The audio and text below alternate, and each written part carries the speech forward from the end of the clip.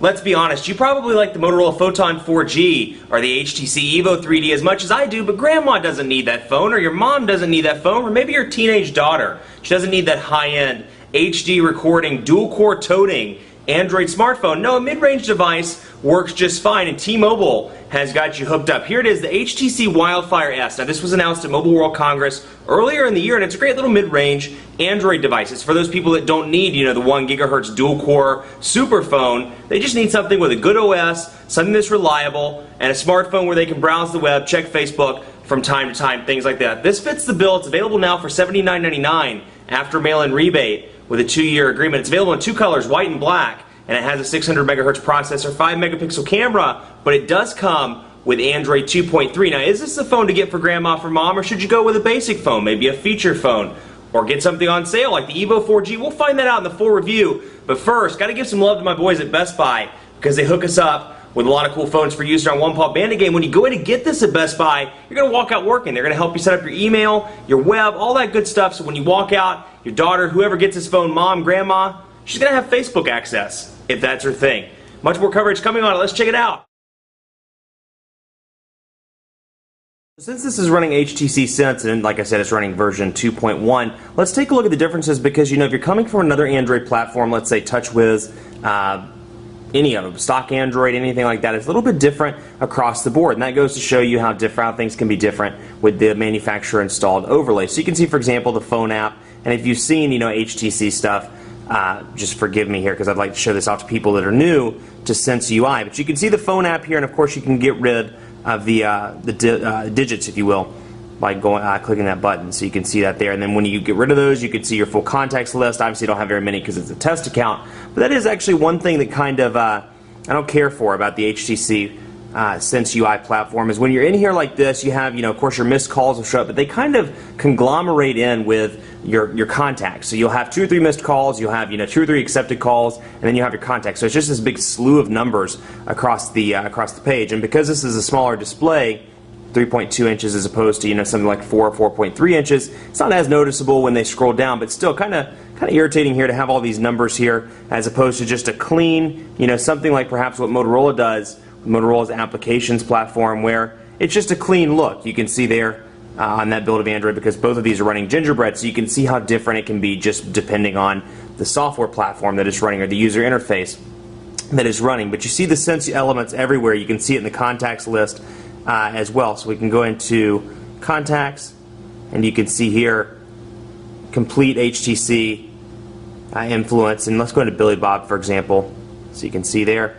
And of course it shows, and it's organized. Don't get me wrong, I actually like HTC's contacts list quite a bit because I can go in here with Billy Bob and I can scroll across and see when I last text messaged Billy Bob, when I mailed him, when I did updates and events gallery, and call history. So I can come over here to call history and say we talked last Tuesday, and I can come over here to messages, and the last message we sent was Thursday at 4 o'clock. And then I can compose, and when I click compose, it automatically fills in his number, and then I can add the text from there, so it kicks me right over into the text messaging interface. So that's pretty cool. I like the organization there. And of course your home, your messages, and you have the options of turning the ringtone off. You can block the caller, you can edit contact, add addresses, things like that. So it's organized. They've done a really good job with it. So we'll go into edit contact, for example, and get rid of the keyboard so there's a little more screen space here. You can add birthdays, you can add your instant messenger, postal address, anniversary, things like that.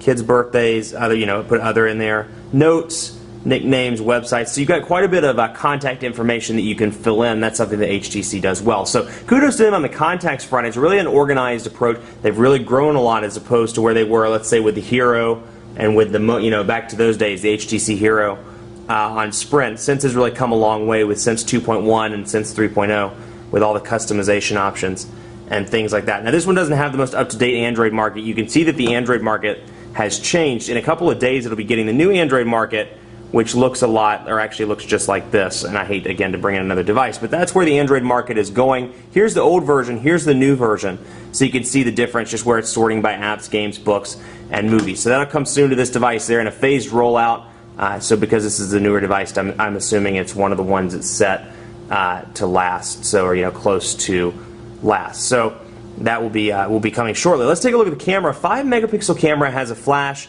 And you know, it's not going to win you over. It's not going to replace your point and shoot camera by any means, but it's good for daytime shots, and the flash does a pretty decent job. So I'll bring over my Bluetooth keyboard here, for example, so we can get an up close view of the keys. And it does have autofocus, but it doesn't have a physical camera button, so you have to come in here and autofocus by pressing the button, and it's ready. So you can see, you know, for a 5 megapixel camera, it certainly does a good job. It's not going to beat the industry leaders, the iPhone 4, the any of the HTC 8 megapixel devices, the N8, MyTouch 4G Slide, which has a fantastic 8 megapixel camera, but it's going to do you fine when you're in a well lit situation like this with all the light shining, or outside.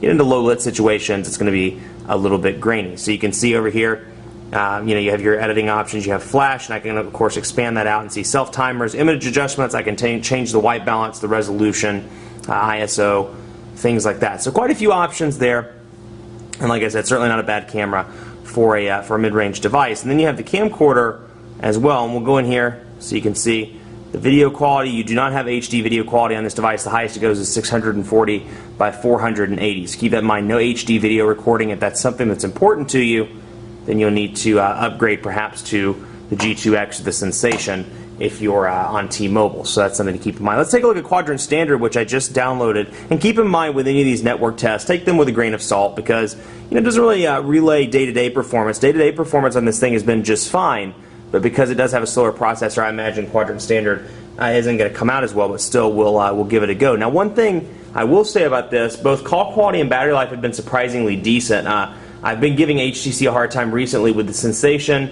and with the more so with the Evo 3D, but with the Sensation as well. I feel like the wireless radio isn't quite up to par. I hold it up against something like the Photon, or on T-Mobile something like the G2X, and the wireless radios seem to be a little bit stronger on the competing devices. This one's been pretty decent. I've had a pretty decent signal. 3G's been very consistent.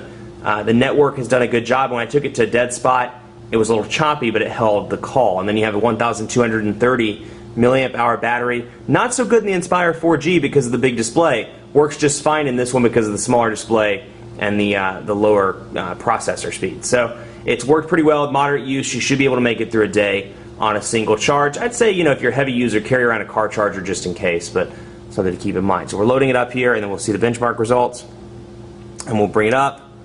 And because it's running Gingerbread, it's giving me a hard time. So the Quadrant Standard score is 735. So it's not going to beat your Nexus 1. It's not going to beat the Galaxy S2, the Atrix 4G, any of these high-end devices on the market. But 735, pretty decent for a mid-range device. And like I said, take these with a grain of salt because it's not indicative of day-to-day performance. I've had no lag, no real slowdowns, with the exception of things like hardcore web browsing or, you know, playing games or anything that's graphically intensive. So keep that in mind. You know, you're going to be fine with day-to-day text messaging, calling, things like that. Let's take a look at speed test because I want to give put T-Mobile's network to the test here and see what we can get. It has 3 bars of service right now, so we'll see what speed test pulls up for us, and we'll load this up. And I just realized I forgot to change it to megabits per second, so we'll have to do some rough converting. As you can see here, ping's loading up right now, so we'll see where we're at. Looks to be about, okay, we're going to go up a little bit. I was hoping we'd shoot for about 1100 kilobits per second, so about 1 megabit per second. Keeps going. So we're looking at about 2 megabits per second there on the download, and then on the upload, let's see here. Let's just say about 300. Nope, going up a little bit. 330. I'm going to call it 380.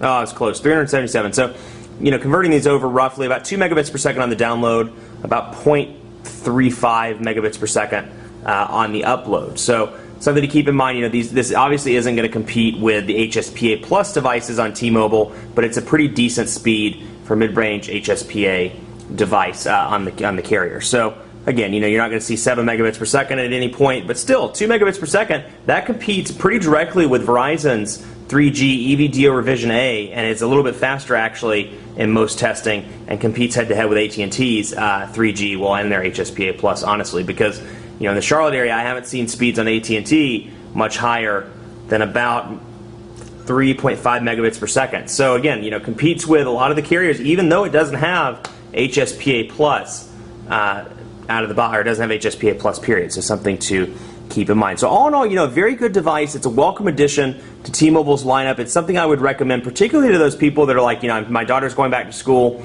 she's turning 16, needs a cell phone, don't want to spend an arm and a leg this is going to be your device. This is going to be a decent back-to-school device, or perhaps for mom, or perhaps for grandma, somebody that's new to the smartphone world, wants to sink their teeth in it, but they don't want to spend, put a significant investment in it. $300 is quite a bit of money in a lot of instances. So something to keep in mind. It's a good device. I would recommend it, and for what it is, it performs pretty well. Much more coverage to come on PhoneDog.com with the HTC Wildfire S, so keep it locked on the site. We'll have some dogfights with this as well, since we're kind of nearing the back-to-school time, so keep an eye out for those, and be sure to like us on Facebook. Facebook.com/PhoneDog. We're doing the greatest tech giveaway ever, so if you enter to win, you have an opportunity to win an Apple iPad 2, Samsung Galaxy Tab 10.1, HP Touchpad, or Asus Transformer. Pretty cool contest.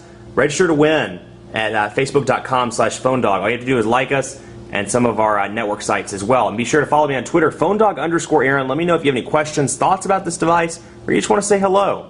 Pretty friendly guy. I'd love to chat with you. PhoneDog_Aaron, and on Facebook at Facebook.com/PhoneDogAB. Thanks so much for watching.